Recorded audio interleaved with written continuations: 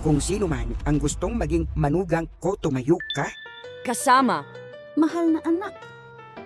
Anak ko. Napakagwapo ng anak ko at magaling mag-aaral. Higit pa rito siya na ngayon ang chairman ng isang malaking korporasyon. Isang masarap na piraso ng pagkain ang inihahain sa iyo, ngunit kung hindi mo ito kakainin, sayang. Ano pa? Sa pamamagitan ng antas na ito, mayroon akong napakahigpit na kondisyon. Kung kaya mo pwede nakitang maging manugang. Bakit hindi sumasang-ayon ako? Okay, ikaw naman, Oo. kung maaari, pumunta ka sa bahay ko. Ipakita mo sa akin ang iyong talento. Tingnan mo kung kasya sa anak ko. Oh, Ikaw naman mukhang maswerte ang lalaking ito. Inay, sa tingin mo ba sapat na ito para maipanganak ako ng apo para sa iyong sanggol? Okay, ikaw naman, oh my God, tignan mo yan, nababalot ng hamog ang mga tao, wala lang, Nay. Oh my God, kung titingnan siya ng ganito, isa lang siyang mahirap na taga-bukid. Paano ito magiging angkop para kay Chairman Min bawiin mo at magmumukhang pangit si Min? Oo, Nanay. Mukhang ito 3 kurba ang makinis. kung wala kang talent, pumunta ka dito upang gawin kung ano. Oo, mahal ko lang si Min. Hay nako, muli ang paggamit ng label ng pag-ibig upang makakuha ng awa. Uy, pinakamagandang ideya. Pinabalik niya ang kanyang ina sa kabukiran. Huwag ka munang umakyat dito, baka mahulog ka ng husto. Ang mga inaamag na chopstick ay hindi dapat gamitin sa pulang tray.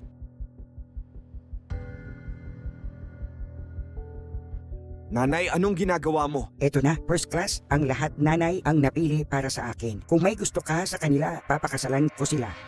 Pero anong oras na ngayon nag-set up din si nanay ng makalumang pamamaraan? Ikaw ang may kasalanan. Higit sa 30 taong gulang, ngunit hindi pa rin hayaan ang ina na hawakan ang apo. Pero sabi ko sa'yo may boyfriend ako. Kung may manliligaw ka, dapat dalhin mo siya dito sa nanay mo. Nanay, kailangan mong pantay ang katayuan sa lipunan para makapasok sa bahay na ito. Nanay, Kung ayaw mo niyan pagkatapos ay hahayaan mong mamatay ang matandang ito. Gawin mo lahat ng gusto mo.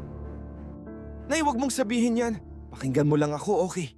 Oo, mabuti yun. Ito na, ang mga taong ito ay napili ng ina. Tignan mo, bilog ang bilog na ito, tiyak na dapat manganak ng isang anak na lalaki bilang apo ng ina. Nanay, ito ay sapat na para sa akin. Kung ito ay mabuti o hindi ay nasa iyo. Kayong dalawa ang bahala sa kanya. Iwan mo sa akin. Ngayong araw ay ibinigay ka sa amin ng iyong ina. Pagkatapos ay hayaan mong pagsilbihan ka namin. Dahan-dahan lang. Sandali lang.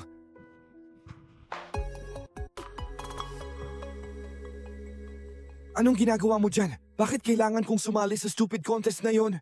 Hindi kasi ako tanggap ng nanay ko. Gusto ko lang mapasaya ang nanay ko. Kung gayon ang aming kwento ay magiging mas madali. Ngunit hindi ko kailangan bakit sumali sa patimpalak na iyon. Bakit kailangan kong magtrabaho ng husto? May paraan daw siya para magkaayos ang mag-ina. Sabi ko gagawa ako ng paraan para kunin kita bilang asawa ko. Sinabi mo sa buong buhay mo, ikaw lang ang mahal ko. Pero ayoko nagkakaroon ako ng problema sa pagitan namin ng aking ina. Gagawa ako ng paraan para magkasundo ang mag-ina. Ngayon ay ganito, subukan lang ng kaunti bigyan ng kapayapaan ng isip si nanay. Pagkatapos ay maaari ba tayong magpatuloy? Imposible. Hindi ko gusto ang taong iyon. Walang problema. Subukan lang ng kaunti bigyan ng puso si nanay, tapos mas komportable si mama sa amin. Pero bakit parang mali? Makinig ka sa akin o Okay, hayaan akong makita ng husto. wala.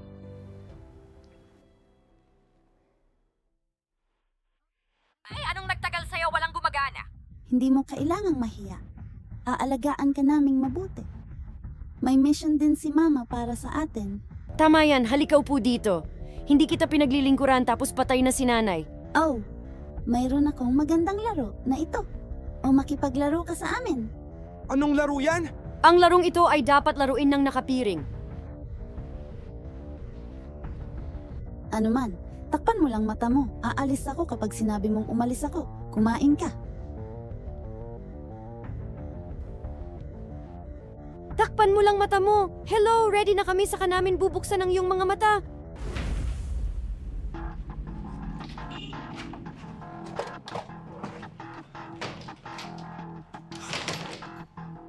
Saan na naman? Kaya nahanap na napakatagal. Ang tagal ko nang naghahanap at wala akong makita. Ay naku, hindi mo man lang magawa iyon. Napakawalang kwenta. Tapos magaling ka hanapin mo. Kung mahanap ko ito, akin na ang lahat. Hanapin mo na lang.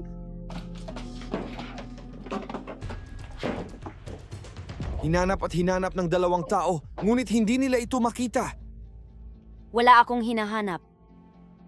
Wala ba talagang hinahanap? Alam ko lahat ng plano mo. Anong plano? Walang plano dito. Huwag mo na itanggi. Kaya ano ang hinahanap mo sa aking aparador? Nakita kong madumi ito kaya nilinis ko. Anong madumi? Laging nililinis ang aparador ko. Wala pang mantsa. Gusto mo pa bang tumanggi? Well, hayaan mo akong sabihin sa iyo. Mukhang mayaman ang bahay na ito. At ang anak ay ang chairman. Kaya naman gumagastos ang matandang babae para maghanap ng mapapangasawa. Hindi alam. Pero sayang ang pagiging ganito kayaman at hindi makapasok. Nakarating ako dito pero may nakilala akong biyena na parang multo spoiled sa anak niya. Walang makakatiis. Kaya walang pumipilit sa amin na magsama. Ngunit hindi na kailangang kunin ito. Kung hindi mo kukunin saan ka kukuha ng pera, kailangan mong magpakasal para magkaroon ng pera. Wala siyang alam, ikaw lang at ako ang kumukuha ng lahat ng dokumento ng ari-arian ng bahay na ito. Tapos anong kailangan mo para magpakasal? Ngunit paano ito makukuha? Kaya gusto mo bang bumalik at magtrabaho tulad ng isang kabayo sa bahay na ito? Siyempre hindi. Nasa plano ko ang lahat. Talaga. Ngayon ikaw at ako ay magkapanalig. Ilayo siya sa matandang babae. Nakita kong bumukas ang pinto ng opisina niya. Dapat may mga importanteng papel sa loob. Pero sigurado ka ba? Kung wala ang dokumentong ito, walang paraan upang makakuha ng pera. Alinmang paraan manalo tayo. Uy, ano ang tinitingnan mo? Kung magsalita ka ng walang kapararakan, huwag mo akong sisihin.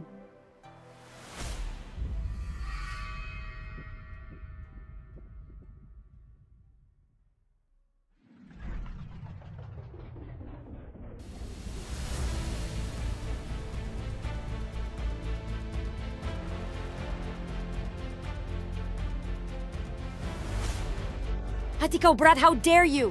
Dahil ba nagsiselos ka? Kaya gusto mo kaming saktan? Naglakas loob ka bang ilagay ang iyong mga kamay sa akin dito? Hindi ko inaasahan na ang dalawang matandang fox na ito ay papasok sa aking bahay para magnakaw. Ang bobo mo kasi, kaya ka namin sinamantala.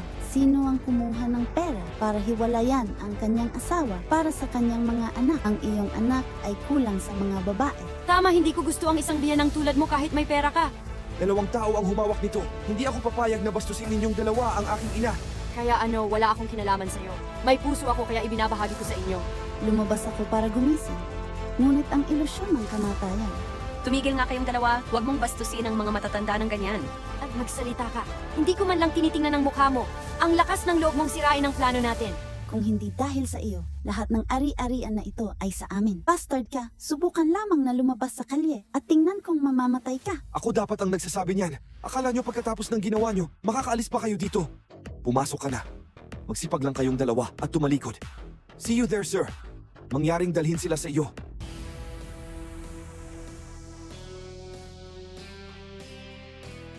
Nanay, nakita mo na ba ang kahihinatnan ng iyong mga aksyon, nanay? Alam ni nanay na mali siya, pasensya na mga bata.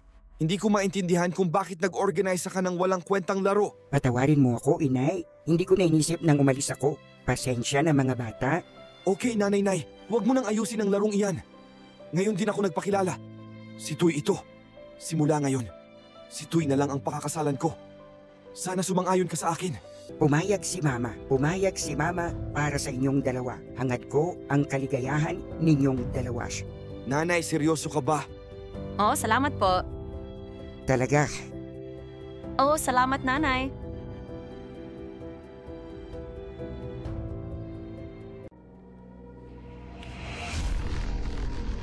Diyos ko, bitawan mo ako. May nagligtas sa akin. Kuya, hindi ako ang nanakit sa'yo. Mamatay kang sagrado, wag mo akong kulitin. Miss, iligtas mo ako. Swerte buhay pa. Uy, dadalhin kita sa ospital. Hindi na kailangan. Kailangan ko lang itong pahinga. Gusto mo ito, wag pumunta sa ospital dito para maghintay na mamatay? Paalisin mo ako dito. Nasa ng may-ari bakit walang magbabayad para sa pagbebenta-ibenta pero... Tawagan mo ako. Diyos ko, Okay ka lang ba? Huwag mo akong hawakan, hindi ako ang nanakit sa'yo. Ano bang problema mo? Oh Diyos ko, tulong-tulong multo. Anong multo walang multo sa araw? Kilala mo ba siya na sugatan siya sa park, kaya hinatid ko siya pauwi? Ngunit ang nawalang memorya ay hindi maalala ang anuman. Kung kilala mo siya, ibalik mo siya sa akin. Oh, talaga. So kilala mo siya? Oh, ngayon ko lang siya nakitang parang kaibigan ko. Pero matagal na siyang namatay. Kaya naman ganun ang naging reaksyon ko. Ngayon ay mukhang hindi pareho. Talaga ano ang bibilin mo? Ay, may gagawin ako, mauna na ako. Nakakatuwa naman itong babaeng ito.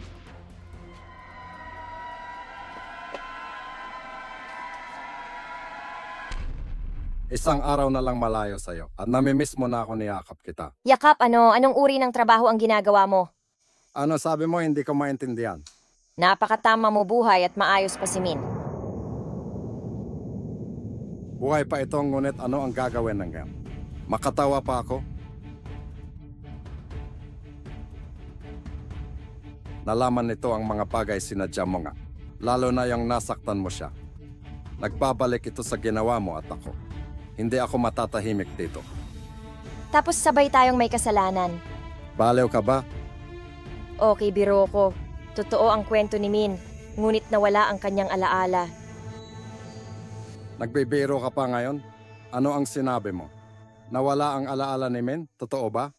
Oo, nakilala ko siya kaninang umaga. Sa grocery store nakilala ko, akala ko multo. Pero hindi ako nito nakilala. Nagpapanggap pa ito? Masyado kang kahina-hinala. Ano ang pagpapanggap nito? Pero hindi pa rin ako mapalagay. Paano kung isang araw maalala nito ang lahat? Kung ano ang ginagawa mo at ako? Lahat ay ibinuhos sa dagat. Kaya ano ang plano mong gawin ngayon? Ngayon ay mayroon lamang isang paraan. Iyon ay sirain ito.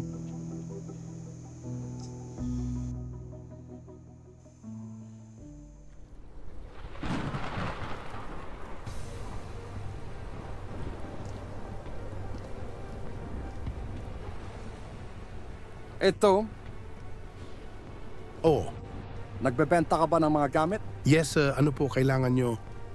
Kunin mo sa akin ang mga yon. Oo, hintayin mo ako sandal. Eto, anong ginagawa mo? Nakita ko ang lamok na sinusubukang itaboy ito. Walang lamok, walang lamok. Lumipad ito palayo. Anong nagtagal sa'yo? Naghihintay ang mga customer? Nakuha mo na ba ang mga gamit ko? Oo, ito ay para sa iyo. Salamat. Hoy, pinaghihinalaan mo ba ang dalawang iyon? Nakikita mo, Ano ang ginawa mo? Kung wala ka dito magiging malinaw ang lahat. Kailangan mong mag-isip ng mabuti bago gumawa ng anumang bagay. Kasing bastos mo, paano gumawa ng mga dakilang bagay? What's the big deal? Tapos na ngayon.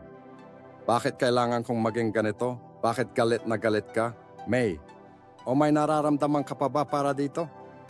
Tingnan mo akong nasasaktan. Kawawa naman. I didn't expect na pagdudahan mo ako ng ganyan. Hindi mo pa rin ba maintindihan ang nararamdaman ko sa'yo? Ang inaalala ko ngayon ay pag-aari lang ni Min. Pero wala pa sa pangalan natin. Hinayaan mo itong mamatay. Paano ito makukuha? Totoo rin paano mo makalkulap? Ipapirma sa kanya ang power of attorney. Ilipat ang lahat ng asset sa amin. Okay. May maliit lang akong tindahan na ganito, ngunit kailangang pakainin din siya. Ito ay dapat na napakahirap. Hindi naman masama, ate. Ang pagkakaroon niya ay nagpapasaya sa'yo. Minsan tulungan din ako magbenta. Oh my gosh, ngunit ang mga trabahong iyon ay walang kinikita. Pero sabi niya maamo, at cute din ang sister-in-law at sister-in-law. Kaya mahal mo ang kanyang kumpanya ay may isang posisyon na kasalukuyang bakante. O hayaan ko na siyang magtrabaho. Ngunit ang pagkawala ng memorya na ito ay mahirap ding sabihin. Ang mabilis ay ilang buwan. Kung ito ay mabagal, hindi mo ito maaalala sa natitirang bahagi ng iyong buhay. Ang galing. Salamat, ate. Hayaan mong sabihin ko sa kanya. No need to thank me. I see you are good, kaya nakakatulong ako sa mga ganyan. Kaya na-touch din ako. Simple lang ang trabaho niya. Pirmahan mo lang ang mga papeles na ito at tapos ka na. Ganun lang. Magiging 1 milyon ang sahod mo sa isang araw. Ganun karami, ngunit ano ang mga papel na ito? Walang papeles na mahalaga, pirmahan mo lang at tapos na. Pirmahan mo dali. Oh,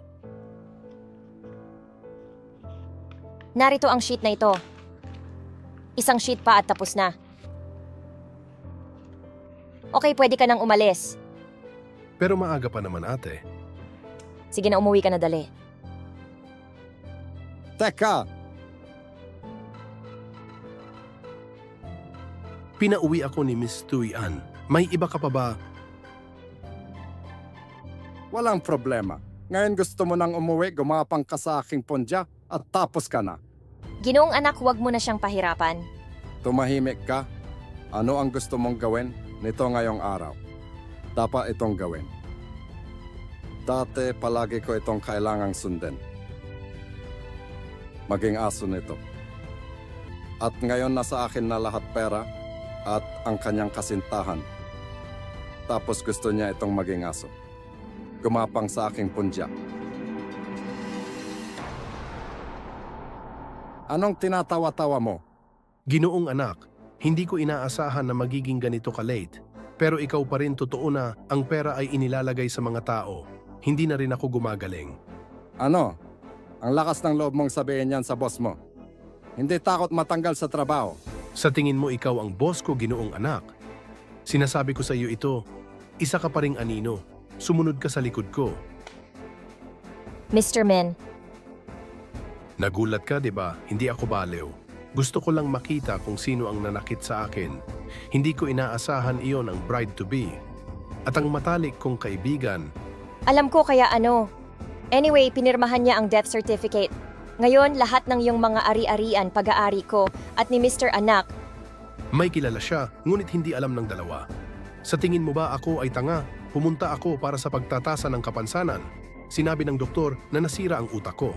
Kaya ang pinirmahan ko sa panahong ito, walang halaga. Mr. Min, patawarin mo sana ako, misunderstanding lang ang lahat. Hindi pagkakaunawaan o hindi siya ang pinakamalinaw na tao, puputulin na kita. At ikaw, opisyal kang tinanggal sa kumpanya ko. Maliwanag, nire-respeto kita. Magkaibigan na kami simula pagkabata. Dahil nire-respeto kita bilang kaibigan ko. Kaya pinaalis na lang kita sa kumpanya. Huwag mo akong itaboy.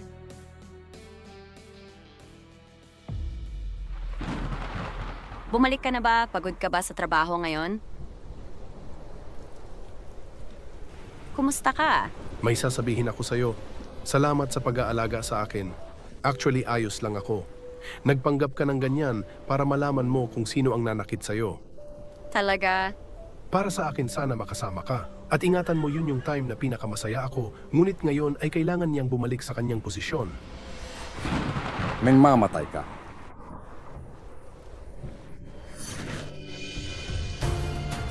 Thuy, Thuy, Thuy. Okay ka lang ba? Thuy, may tao ba dyan? Thuy, Thuy, may tao ba dyan?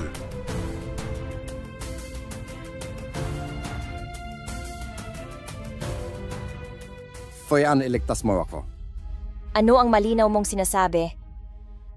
Sinaksak niya si Miss Toy. Pumatay ka ng tao. Mahinang sabi niya, balak kong ipaalam sa buong baryo at sa buong bansa. Nakapatay ka ng tao, bakit mo ako hinahanap? Wala akong kaugnayan sa iyo. Sinabi mo iyon at naririnig mo ito. Kung hindi para sa kanya, wala akong problemang ganito. Ikaw ay ikaw o ikaw mismo ang bahala, hindi ko alam.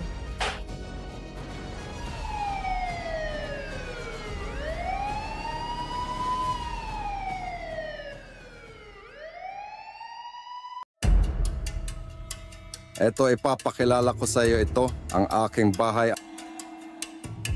Anong mali? Bahay mo ba ito? Oo, bahay ko ito. Pumasok ka sa bahay ko. Pero sigurado ka bang bahay mo ito? Mula pagkabata ay naririto ka na. Bakit hindi ka makasigurado?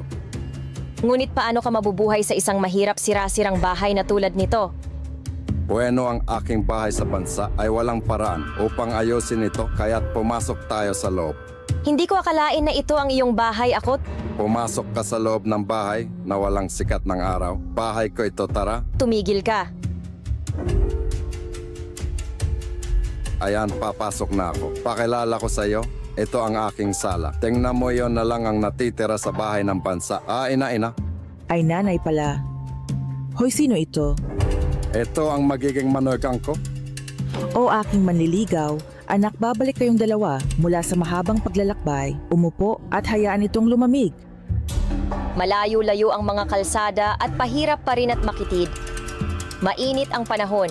Tapos? Mahal, anong ibig mong sabihin? Hindi kami pagod, nanay. Pag uwi namin, nanay, masaya kami. Ano ang hindi nakakapagod pero hindi nakakapagod? Alam mo ba, medyo makitid ang daan. Maaraw ang panahon. Alam kong matatagalan pa bago ako makabalik. Mahal, wag mong sabihin sa akin yan. Aking mahal, kung gayon napakahirap bata. Malayo ang biyahe mo. Kaya maupo ka pagkatapos ay kukuha kita ng tubig na may inom. Mangyaring umupo, heto uminom. Palamigin ka. Hindi ako umiinom. Pinayagan ako ni Mama. Mama, maupo ka? Pero nagsasabi ako ng totoo. Gaano nakatagal mula noong nilinis ang iyong bahay? Mukhang napakarumi.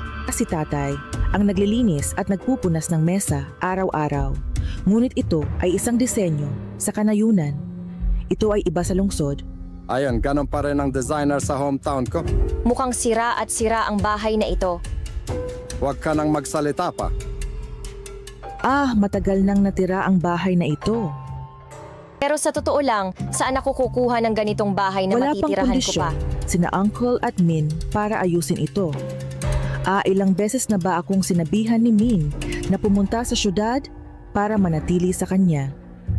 Gayunpaman, sanay na akong manirahan sa kanayunan. Ito ay mahangin at sariwa. Hindi ko alam kung familiarity ba or savings. Sabi ko tumigil ka na. Tumigil ka ano? Nagsasabi ako ng totoo. Bakit hindi? O may mali ba? Hintayin mo ako sandali. Ay alam ko na... Nanay, tulungan mo akong tanggapin ang aking kasintahan. Kailangan kong lumabas dito para may gawin babalik ako saglit. Kaya mag-ingat ka sa pagpunta mo. Saan ka pupunta? Wala ako dito. Lumabas ka lang dyan saglit. Nandito ako. Kausapin mo si Mama. Kapag tapos ka na dito na tayo kumain. Ay, teka. Pupunta lang ako saglit. Ay, teka. Mahal, uminom ng tsaa para lumamig. Hoy, anong ginagawa mo? Tiyo, pasensya na. Namiss ko to. Hindi mo sinasadyang nabasa ang damit ko. Tiyo, pasensya na. Hindi ko sinasadya. May sakit ka sa paa, kaya naman natapon ko sa pamangkin ko. Alam mo ba kung magkano ang damit na ito? Babayaran kita? Tiyo, pakibayad. Kung titingnan mo yung mukha mo, may pera ka pang pambayad sa akin. Tiyo, pasensya na. Hindi ko sinasadya. Okay naman. Laktawan. Salamat po, aking mahal. Pwede magtanong. Mahal, gaano mo na ba katagal mahal ang Min ko? Na mahigit 1 taon. Grabe ang Min ko. Mahigit 1 taon na tayo. At ngayon lang kita dinadala dito para makilala ka. At ako ang unang babae. Iniwi ako ni Min para makilala ka. So anong ginagawa mo ngayon? Ano ang ginagawa ng iyong mga magulang? Ako ang manliligaw ng iyong anak. Hindi naman sa preso ka. Kaya ang dami mong tanong. Nais kong matuto ng higit pa tungkol sa iyo upang mas maunawaan. Pero kung tutuusin lahat tayo, ay bahagi ng iisang pamilya.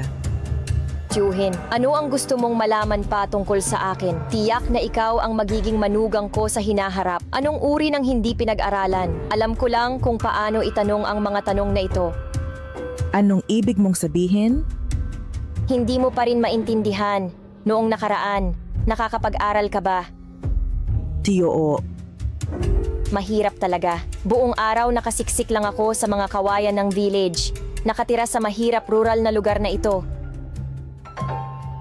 Iyon lang bata. Siguradong gutom ka sa mahabang biyahe, di ba? Ngayon magluluto ako ng hapunan para makakain kayo ni Min.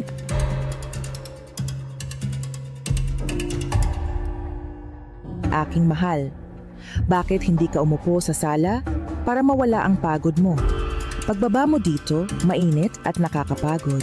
Hindi mapapagod. Dapat kang maglibot sa bahay na ito upang makita kung mayroong anumang bagay doon. Itong bahay niya ay itinayo noong panahon nila kaya medyo luma na. Ito ay hindi masyadong bago. Sana maintindihan mo. O ikaw, paano kung kukunin ko sa mga gulay na ito para sa siyo? Pumunta si Tito sa kusina para magluto ng kanin. Ito kunin mo para sa akin. Anong mali? May nakita ka ba? Nakakuha lang ako ng isang set ng mga pako na nagkakahalaga ng daan-daang libo pero sabi mo, mamitas ako ng gulay. Paano kaya iyon? Sa lungsod malamang na hindi ito gagana, pabayaan mo dito. Tapos yon, maglaro ka na lang. Pero tatanungin kita, madalas ka bang magluto sa lungsod? Magluto ka man o hindi ay negosyo mo. Ano ang kinalaman nito sa iyo na patuloy mong tinatanong? Pero hindi malinis ang pagkain sa labas. Ang pagkain na hinuhugasan ng mga tao ay kung minsan ay ganap na bulok. Ang pagluluto ng iyong sarili ay matiyak ang iyong kalusugan. Hindi ko na kailangang sabihin kung ikaw mismo ang nagluto nito o hindi. Sobrang nagtataka ako. Naku, wala akong iniisip. At least ikaw. Kung ikakasal ka, magluluto ka ba ng makakain ng asawa mo? Kahit anong buhay mo kung mag-asawa ka, ganoon pa rin. Umorder ka agad ng pagkain. Aking mahal kami, ni Tito kain na tayo. Kakatawag lang ni Min, hindi daw siya makakauwi sa oras. Sige kain muna tayo aking mahal. Mahal, masarap ang ulam na ito, kainin mo. Ano ito?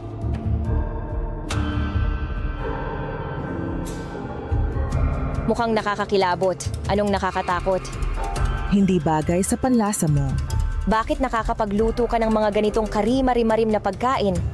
Gustong kainin ni Min ang mga pagkain ito. Pero kapag pinagluto mo siya, hindi kanya pinupuna.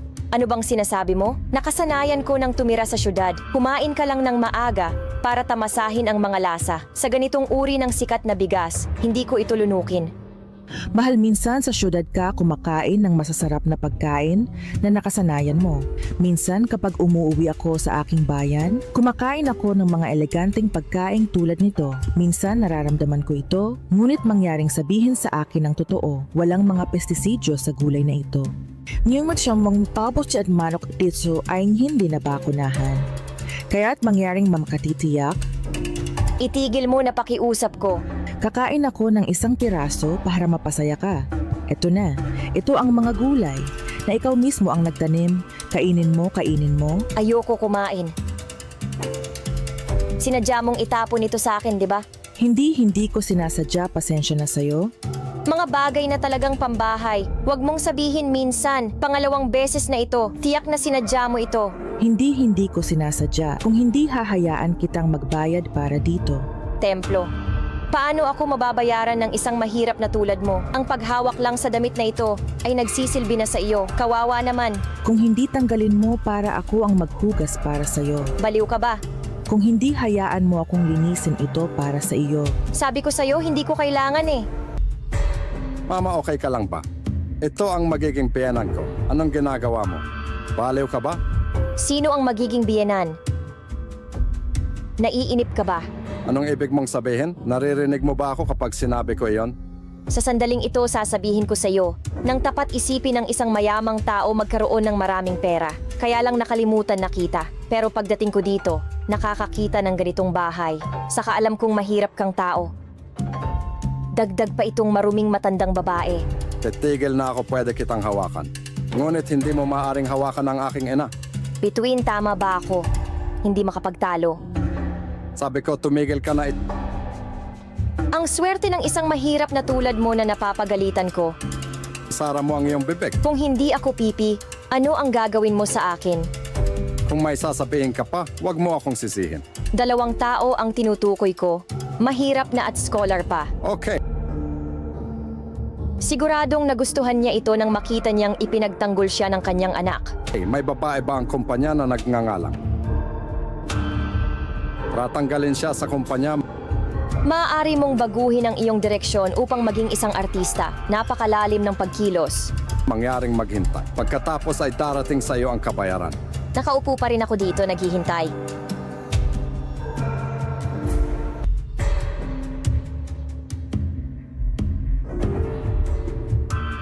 Teka ako. Kaya pala ikaw ang presidente ng kumpanya ng An Studio. Pero hindi ko alam kung sino pa ang nandito. Hindi pwede. Paano kaya nabubuhay ang Pangulo sa ganitong gutay-gutay na bahay? Kaya bakit hindi ako tumira sa bahay na ito? Sinabi ko na sa'yo, ang bahay na ito ay mula pa noong iniwan ito ng mga ninuno. Yung lalaking si Min, ilang beses niya bang gustong ayusin, pero hindi ako papayag. Gusto kong panatilihin ang bahay na ito, mga disenyo na iniwan ng mga matatanda upang gumawa ng mga alaala. Sabi ko sa kanya, ilang beses ko nang gustong ayusin ang bahay na ito at dinala ang aking ina sa lungsod. Ngunit nais ng aking ina na panatilihin ang arkitektura.